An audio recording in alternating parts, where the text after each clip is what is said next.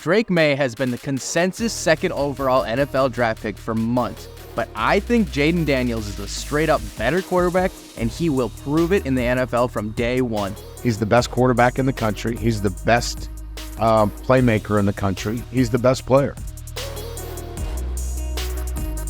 Welcome in. I'm Jesse McNamer, and welcome to Point of View. Before we get into it today, I just want to say we always appreciate your feedback and look forward to reading your comments like the one we've got here. Also, be sure to stay tuned to the end of this episode to see if you can guess today's trivia question down below. To today's topic, is North Carolina's Drake Maye really a slam dunk second overall selection for the Washington Commanders or whoever ends up with that pick? It's basically decided that Caleb Williams will be the first selection no matter who ends up with the Chicago Bears pick, so there's not much of a point discussing that. But LSU's Jayden Daniels could easily slip into the conversation for the second QB taken in the draft, and I think he should. Drake Maye entered the 2023 college football season with the expectation that he will be the top QB in the NFL draft behind Williams, and that script pretty much ran to plan all season. There wasn't a whole lot of debating about where Maye stands about until the season ended. Now, there's a lot more uncertainty, and I think there's good reason for it. First off, Jayden Daniels didn't get the same sort of hype that Maye got before the season, which has hurt his perception. Daniels started his college career at Arizona State, where he was a relatively average quarterback, and in his final season there in 2021, he didn't look like a Power 5 starter for a ranked team. He threw 10 touchdowns to 10 picks in his junior season before transferring to LSU, who finished 6-7 and 3-5 in conference play that same year. Daniels entered a new system with a head coach that was hired in the offseason in Brian Kelly, along with a whole new coaching staff. Looking at the situation from afar, it didn't look like Daniels or the Tigers would be all that impressive, which is why Daniels should get a ton of credit for putting LSU back in the national spotlight. The Tigers had back-to-back 10-win seasons and were ranked in the top 15 at the end of both seasons. Now, I understand that winning in college football doesn't always translate to the NFL, but Drake Maye and the Tar Heels took a step back from 2022 to 2023, which gives us cause for concern.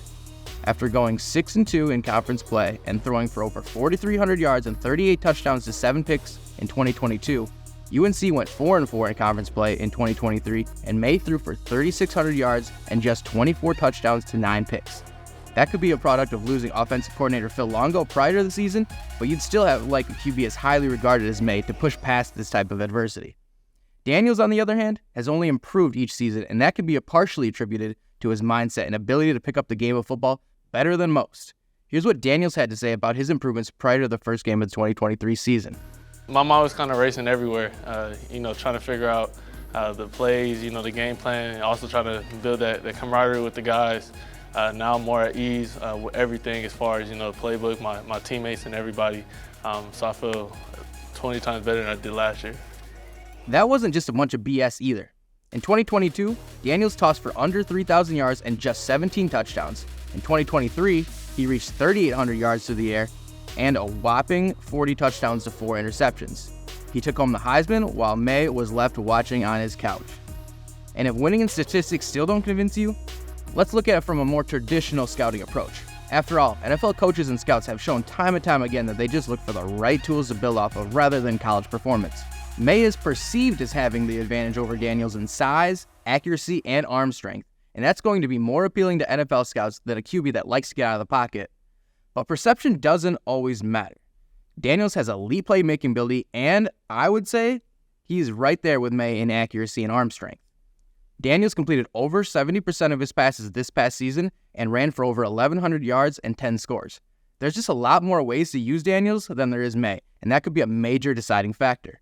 Here's what Brian Kelly said about how Daniels compares to some other top college quarterbacks. Certainly nobody runs the way he can. His ability to throw the ball down the field, big plays, I think nobody is close to him in terms of 20-plus yards or more in terms of big plays. He's a guy that takes the energy out of the opposition in the way he plays at that quarterback position. He changes the momentum in the game. If there's momentum against you, he brings it right back to you with striking for big plays. And that's the mark of a game changer. Nobody single-handedly has been as electric and has been the kind of game changer that he has been. Now, there's no such thing as a surefire hit on a QB, but if I'm in an NFL front office tasked with choosing between Maye and Daniels, my money is on Daniels 10 times out of 10. One team looking for a franchise QB in the NFL draft is the Chicago Bears. Be sure to check out our recent point of view to hear more on them. And the moment you've been waiting for, here's the answer to today's trivia question. We appreciate you tuning in to this episode of Point of View, and we will see you in the next one.